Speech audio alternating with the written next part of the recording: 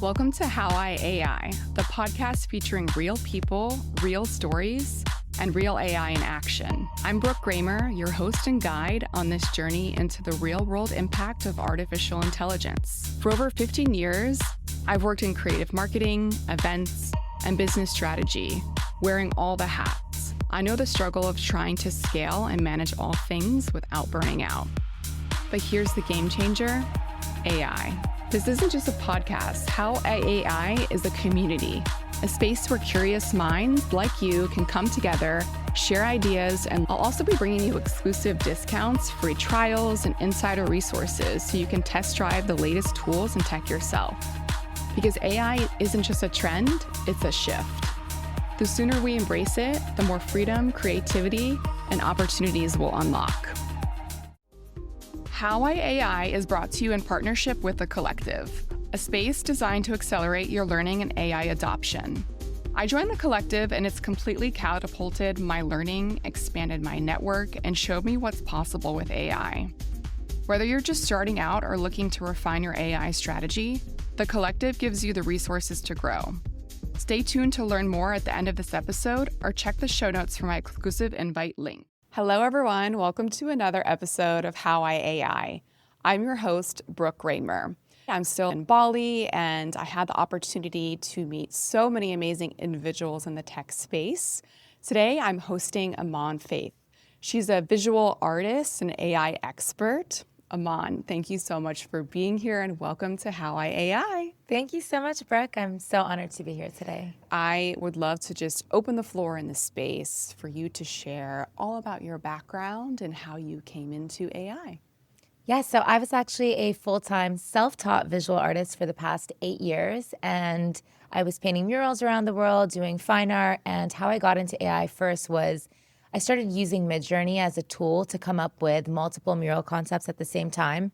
What I found was when I used to paint at restaurants, they didn't really know what they wanted. They just wanted an Instagram wall. And so without clarity of direction, I was like, okay, I have 15 million different ideas, but in the past, it would take me hours to manually sketch out different ideas. So I started using Midjourney to present 50 ideas to a client, and then they would be like, wow, this is amazing. Let's go with this. And then I would use my manual labor to go and actually draw out the ideas. Cool. And so when I first started doing that, I was like, holy crap, this has completely changed the way that I do business. And I was able to scale my art career much faster. My quality of my work was so much better. There was so much more diversity. And then I got very interested in AI, and I was like, if I can do this with mural concepts, what else can I do? And so naturally, being the creative ADHD brain, I would stay up till 6 a.m. every night just deep diving. And oh my God, I can build voice agents. I can do marketing. I can do email automations. I can do this. I can do that. And I got so invested in this space.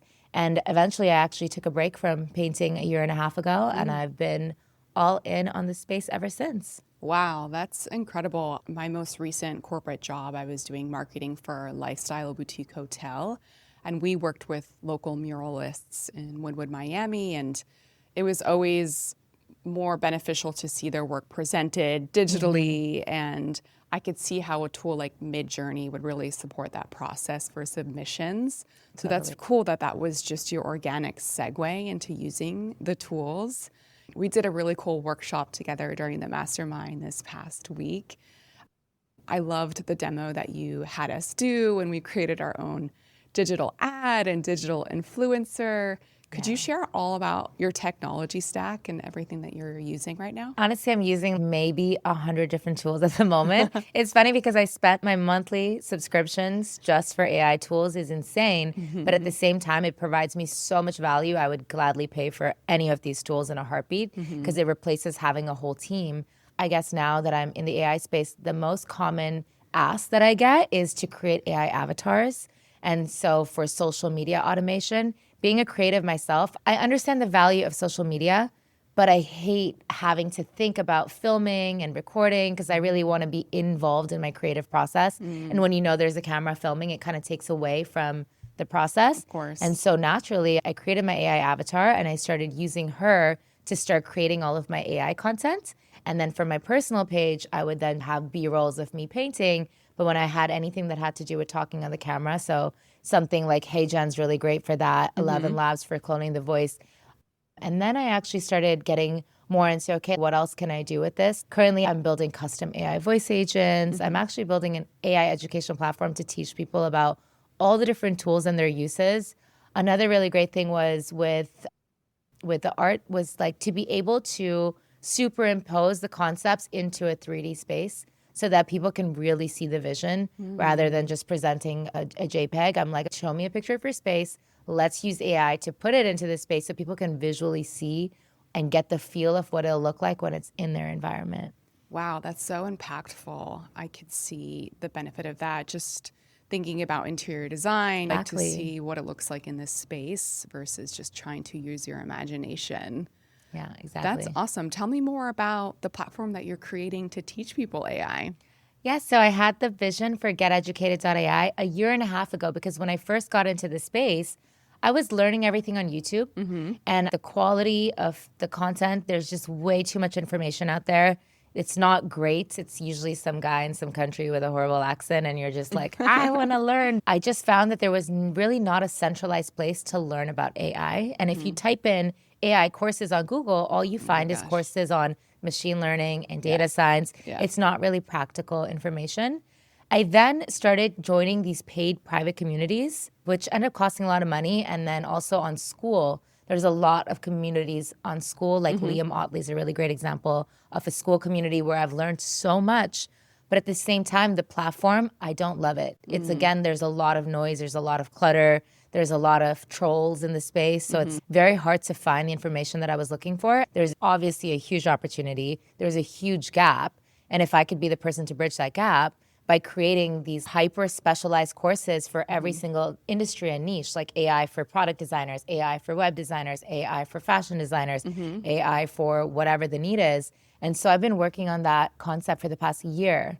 And it's been tough because, as you know, the space evolves so quickly. Yes. I was building courses and then like a month later, the technology changes. Yeah. And so what I realized was rather than trying to teach people these huge mastery programs to learn these things, it needs to be modular in a way that it doesn't matter what the tech is. You need to understand how to use AI on a fundamental level because then the actual tool is replaceable. But once you understand API integrations, once you understand how best prompt engineering works, regardless of what tool it is, you can get the output that you're looking for. And how are you building this educational platform? It's funny you ask because it has been such a journey. Originally, I wanted to do Kajabi, which is the #1 course platform, as you know.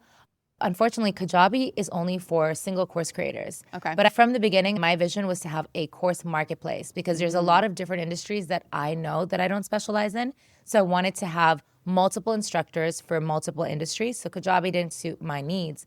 Then I transitioned to go high level. Then I transitioned to WordPress using a LMS plugin. And every single time I would iterate, I was like, nah, this is not it. No, this is not it. This is not it. And so now I built the whole front end on Framer, which is my absolute favorite web design tool. And if anybody is looking to design a website, 100%, I'm like the biggest ambassador for Framer.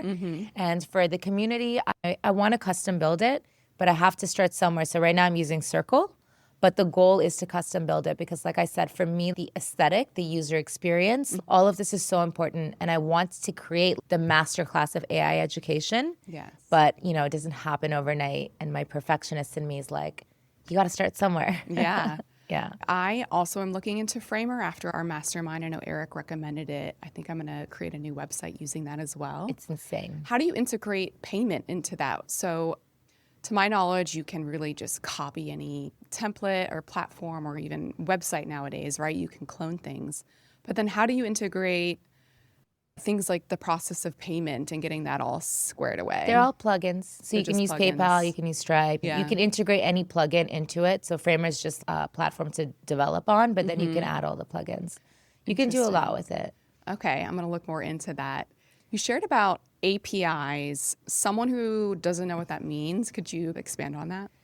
Okay, it's hard to explain, but it's Yeah. basically, it's like a key. If I have different platforms, I have my Gmail, I have my calendar, I have my Instagram, I have all these different apps, and I want to find a way to connect them. Your API is kind of like a digital key that will give you access to connect one app to another. So this comes in handy when you get into automation, because the goal of automation is to be able to take data from one platform to another. So if I write something on ChatGPT, I want it to automatically publish into Instagram. So I need the API Instagram keys, right? And then I need the same thing for Twitter, and I need the same thing for LinkedIn. Yeah. And it honestly sounds so technical, but once you learn this one thing, you can automate every single part of your business. And that's what I've been doing for a lot of my consulting clients, is kind of bridging that gap and teaching them how to do it or doing it for them. And the results are insane. Like the simplest automation can save you like 20 plus hours a week. Wow. What are your favorite automation systems? Social media, Yes. for sure. Because I find that as you understand the importance of a personal brand, and I feel like everyone has the one platform they resonate with, whether it's YouTube or Instagram or TikTok or whatever it is. But we all recognize the importance of being omnipresent across all the channels. Yes. But it can feel like such a chore. Yes. Having a social media automation is the most brilliant thing you can do for yourself. And this is not the same thing as having a scheduling tool that will then go and you still have to manually schedule the things. This is totally different. My week looks like this. I have 1 hour a week where I just do research. Yeah. And I find whether it's blog posts or YouTube videos, and then the AI will take those articles, take those YouTube videos, extract all of the quality and the value that comes from them, and then create content on YouTube, on LinkedIn, on Twitter, on Instagram, without me having to intervene at all. It's actually insane what you can do with it. So you're not giving human in the loop. You're letting it, as Eric say, YOLO. It also depends how hands-on you want to be, because for a lot of people, especially influencers, their Instagram is their legacy. Yes. So you want to have creative control over every piece of content that goes out. Of course. So if you want that, you can do that. But if you wanted to run autonomous accounts across all these channels, I can have my fitness entire empire on autopilot, and then I can have a separate one for art, and then I can have a separate one for AI. And I don't actually have to be doing any of it. I see the value in that. But then the problem with that also is social media is going to shift so much in the next year. Yes. You know, there's going to be so many bot accounts that are ghost pages that are running, and us humans are going to be trying to compete with that. If we're doing it manually, you can't compete with that. They're posting 3 times a day. Yeah. The quality is just as good. It's indistinguishable. So it's kind of terrifying. So that's why I'm like, we have a very short window of opportunity right now with social media, with building our personal brand, which is why I love that you're doing this podcast, because it's such a great platform for us to share our voices. So I'm working more on automation and getting more systems in place so I can be more places. I got you, girl. Right now, I was at, full capacity with my consulting work to be able to put more energy into this. But I think that's my biggest takeaway from the Hacker House. And there's so much support here as well. I feel like I finally have all the keys in place to really go all in on promoting this podcast. You do, and I'm so excited for you. And it makes me so happy to hear that. For a lot of people who came to the Hacker House, nobody really knew what to expect, but I've been having conversations where they're like, wow, it's been a week since the Hacker House, and now things are finally starting to click. You know, the relationships that we've made are the missing pieces to our puzzle. And I think the way that we support each other is how we're all going to win and get ahead. Absolutely. Are you going to attend the one happening in Tulum in October? Girl, I wouldn't miss it. Of course. I'm actually hoping to plan one in Cape Town. I've also been doing events in the AI space and workshops as well. And so my goal is to really bring the knowledge to all of these big cities where all these entrepreneurs like us thrive. So Cape Town, Miami, Dubai, Tulum, Colombia, all of these places, there's such a huge demand, and it's people like us. I don't want to be there. That's incredible. I want to touch on a little bit more about the future of social media because you're so big into that space. I know that you just started a vlog, which is really exciting. Where do you see this all going? Do you think it's just going to be bots and avatars, or do you think there's going to be still human, actual people present anymore? Where do you see it all going with clones and everything? There's going to be a lot of bots and avatars. Yeah. And that's why the era of hyper-polished content is over. It's about authenticity. So this is why even what I realize is I spend so much energy trying to create these reels that are polished and have animations, and they keep you engaged with these viral hooks and da-da-da-da. There's so many rules. And I was like, you know what? At the end of the day, an AI can do this better than I can. So what can I do that an AI can't do? And so with the vlog, I'm trying to make it a built in public, day in the life, as authentic, as raw as possible, because that's something that AI is not going to do. It's not trained to do it.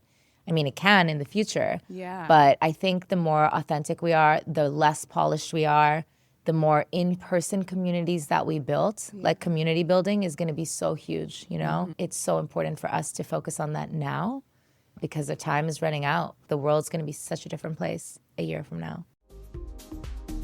Love dining out? Here's a little gift for you. I've been using In Kind, and it's honestly a game changer for food lovers. It's like a universal dining wallet that earns you 20% cash back at amazing restaurants, cafes, and bars nationwide. And as a thank you for being a listener, you can grab $25 off your next $50 tab when you sign up with my link in the show notes. Just pay with In Kind, earn rewards, and use them on your next outing.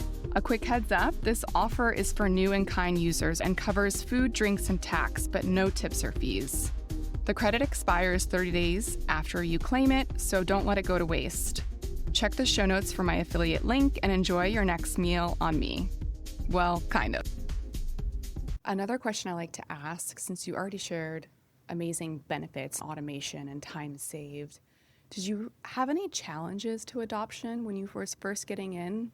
I still have challenges to this day, which is that there is shiny object syndrome. Yes. Every single day. There's a new tool with a new benefit and a new feature, and I've spent so long doing this thing, and then something else comes out, and you're like, wow, opportunity. And so staying focused can be so freaking hard. I have this goal of building out these courses, but there's 1,000 things that I want to be doing at the same time. I have 100 different startup ideas. Every single one of them is viable. And as you know, using AI, you can build a business in 2 days and it can be profitable. Yes. And so it's really hard to stay focused. I think the biggest thing I'm learning is just understand your why, because there will always be another opportunity that's worth $1 million if you actually go and execute it. But if you stay true to your why and you stay aligned on that mission, it's the best way to keep your blinders on with the shiny object syndrome. I'm sure you feel it all the time too. Yes, I went into this year so strong, you know, New Year's resolutions and AI and big picture thinking. And then I got a bit scattered, to be honest, with everything coming out and getting pulled in all these directions of wanting to help other people get into the space and kind of put my own ideas and projects in the background. I feel the same way. Yeah, so I think this time here in Bali, which is such a great pattern interrupt, made me flip the script a bit of wanting to put my own goals and pursuits more to the forefront and what it is that I'm creating with my brand, and supporting people as a byproduct of that. It's my 100%. mission to get people into creating their dreams and their lives of purpose and passion using AI. I love that. And highlighting all the benefits. So one of my favorite questions to ask people, because you're already creating a lot in this space, what is maybe not in AI yet? You already are creating GetEducated.ai, which is amazing. What else would you want to create, getting your magic wand AI thinking hat out? There's so many things. And actually, going back to what you just said, I think the issue also as a consultant is that we're giving other people advice on how to do the things, but I'm not even taking half of that advice myself because I don't have time. I show people how to create these amazing animations that you can build entire worlds. You can in ecosystems, gaming, all of this stuff. And I'm not even doing it myself.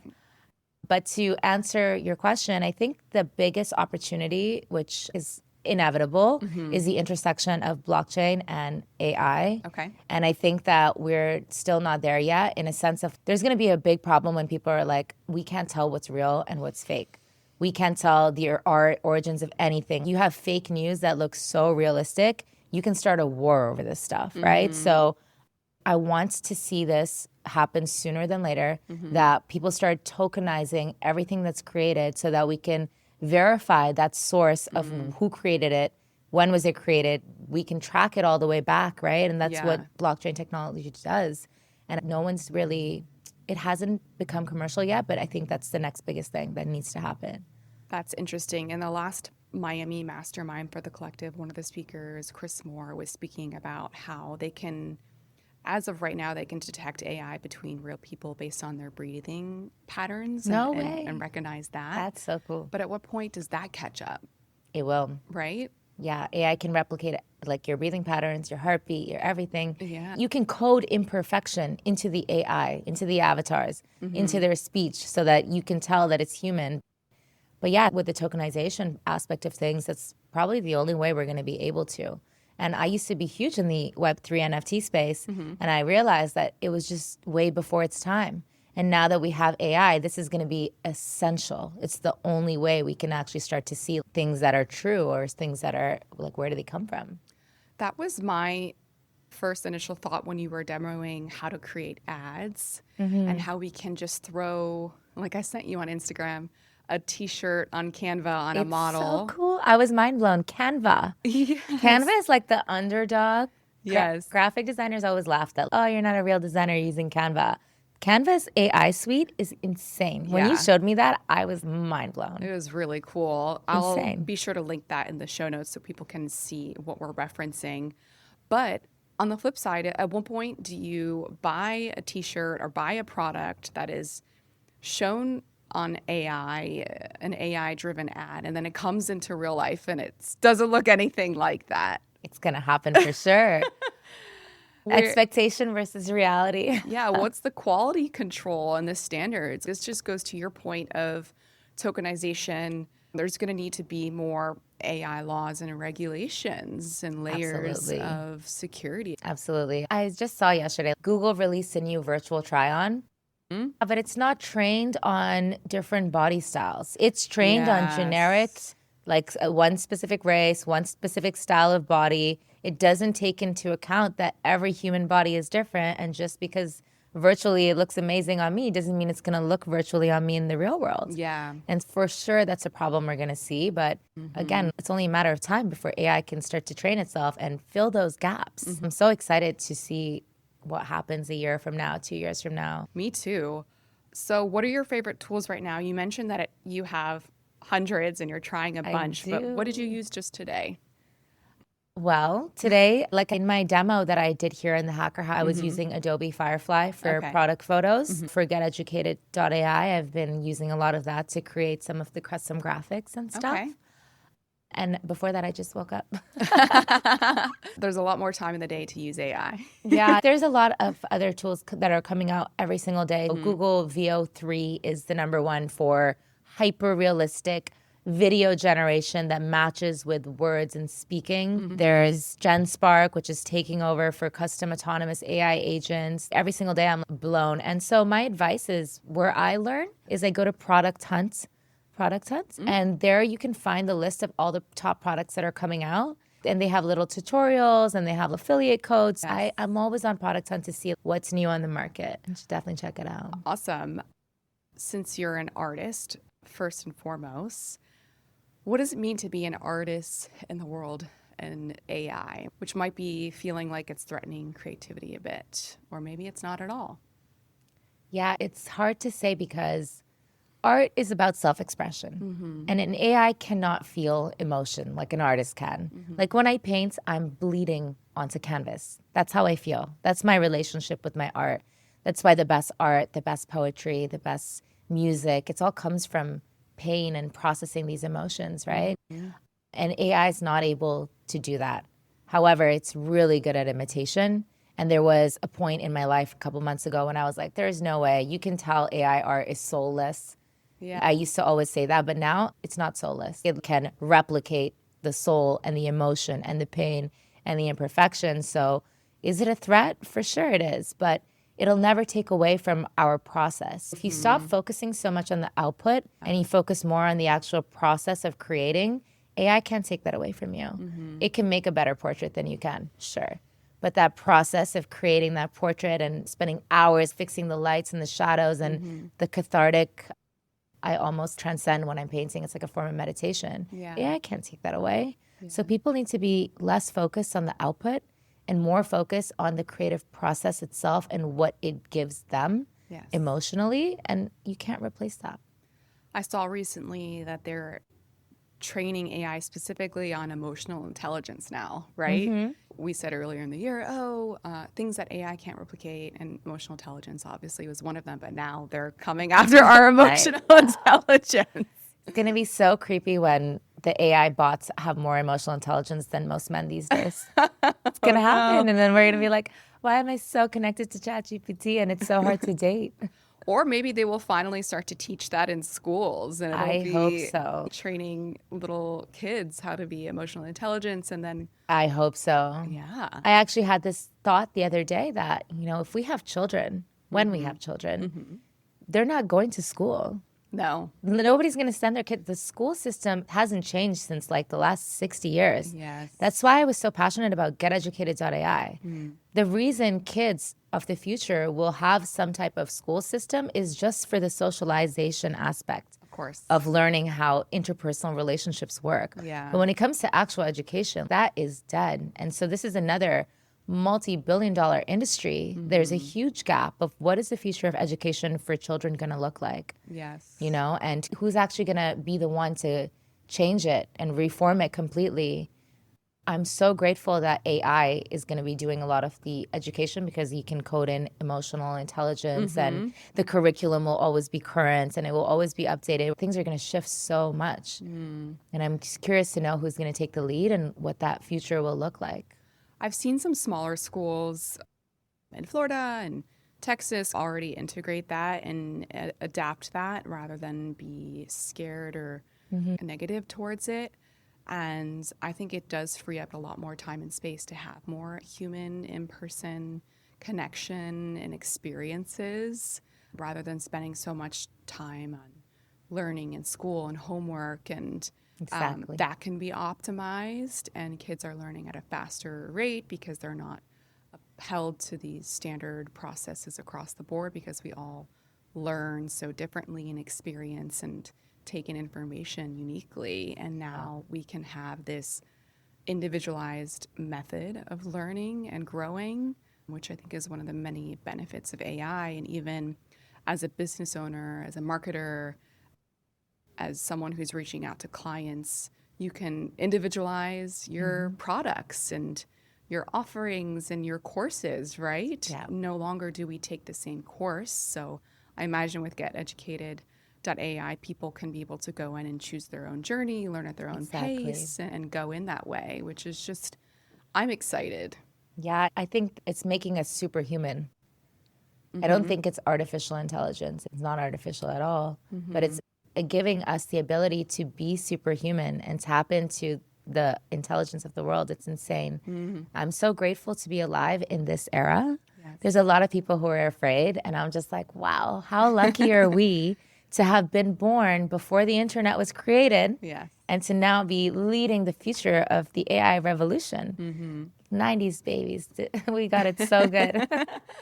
Would you want to share any word of advice for someone getting into AI for the first time? Because I think a lot of my listeners are trying to connect and find community in this space right now. Do you have anything that you'd like to share?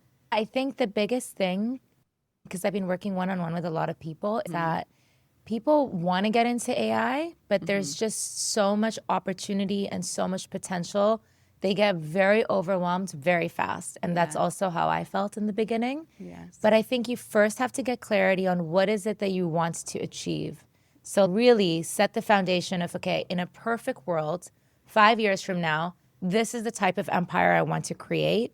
And then reverse engineer how the path to getting there. Because if you try to just be, okay, I want to get AI enhanced, what do I do? Where do I begin? There's a million directions you can go in, and you can get lost very fast, just like you and I were like, it's really hard to stay focused. But if you can reverse engineer your ultimate reality and then just find the right tools and the right learning path to get you to your dream life, I think that's the best word of advice I could give to somebody. Beautiful. I loved that workshop. I don't know, because you were speaking, if you had the option to run through what Lucas ran for us at the mastermind, where he did that 3-step or maybe 4-step prompting process where we future mapped our dreams in our business. Did you do that process? I was in the back preparing for my presentation. Okay. I have to do that though. Yeah, connect with him and do that, because that was really incredible. And I think that's so cool that we can use AI to future map our dreams. Yeah. I think my biggest why has always been to help people quit the jobs that they hate so that they could live more meaningful lives, because a lot of my friends and my family, they're working in jobs that make them miserable Monday to Friday just to get a paycheck, and then they just try to escape on the weekends. And this is like a very vicious cycle that I'm like, don't do it, you know? Yeah. And I have the courage to travel and paint and pursue all my passions. And I realize that I am very privileged to have that courage, and not everybody has it. Yes. So I just see AI as it's a way out. You can escape the matrix. You can achieve any reality that it is that you're hoping to achieve. You can create that reality with the help of these AI tools. And so rather than having that fear, it's like you should have that excitement of, oh my God, I can create my dream reality and AI is going to help me do it. I don't need a team. I don't need capital. I don't need anything. The tools cost like $20 a month and they can do thousands of dollars worth of labor for you. Yeah. You don't need a team anymore, you know? Yes, I think it's an incredible time for women because we need flexible work-life balance. So totally. It's never been a better time to just start to create our own businesses, be at home with our families, have more time with our families, not have to be in offices. You've really embraced the digital nomad life. How long have you been working for yourself as a digital nomad? Since 2017. Wow. And I was living in Canada at the time, and I was just not happy. Yeah. And I was like, okay, there has to be a better way. So I started backpacking through Asia, and then I moved to Mexico. I've been traveling a lot. And I've been lucky because I've been using social media as a way to share my art on my travels. And so most of the income that I made was through my social media connections, which is why I'm such a big believer in really invest the time in your personal brand and your social media. And then I started consulting for digital marketing clients, and then naturally went into AI consulting. I was lucky enough to create this dream life that enables me to travel, but also be able to make money online. Yes. And for me, that was what I was looking to do, and I was able to do it. Any final remarks for someone wanting to take that leap? Just do it. Just do it. There's really nothing to fear anymore. The future of humanity is at risk. Absolutely. But if you spend so much time worrying about that, you're really missing out on a short window of opportunity that we have before the world changes entirely, where the economic systems collapse. We don't know what it's going to look like, but right now, for the next 12 months, you can completely change your life. Yes. And all you have to do is take the first step. And that first step is joining an AI community, messaging people like us. Everybody I know in the space wants to help. So just don't be afraid to reach out. Everybody's like, let's do this together. Let's build together. You need help, I got you. Yeah. So just invest in your education, invest in your communities, invest in the tools, and trust me, your life is going to look so different. Such beautiful final words. I can't thank you enough for being here and for sharing about your journey and giving advice and positive encouragement. I think it's much needed now. How can listeners reach out to you? What's the best way to connect? My platform is GetEducated.ai. That's the same on Instagram on the URL. And my personal is faith.creator. You guys can reach out anytime, and I'm always happy to help. Thank you so much, Faith. Thank you for having me, Brooke. Yeah. Wow, I hope today's episode opened your mind to what's possible with AI. Do you have a cool use case on how you're using AI and want to share it? DM me, I'd love to hear more and feature you on my next podcast. Until next time, here's to working smarter, not harder. See you on the next episode of How I AI. This episode was made possible in partnership with the Collective AI, a community designed to help entrepreneurs, creators, and professionals seamlessly integrate AI into their workflows.